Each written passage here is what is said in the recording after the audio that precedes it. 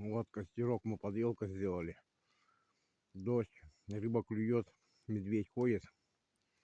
Но у нас костер, я без ружья, без собаки. Вот противоположный берег. Посмотрите, какие завалы. Если потом к берегу идти, уже с рюкзаком навряд ли пройдешь. Рыба клюет, елки. Но надо и погреться успевать.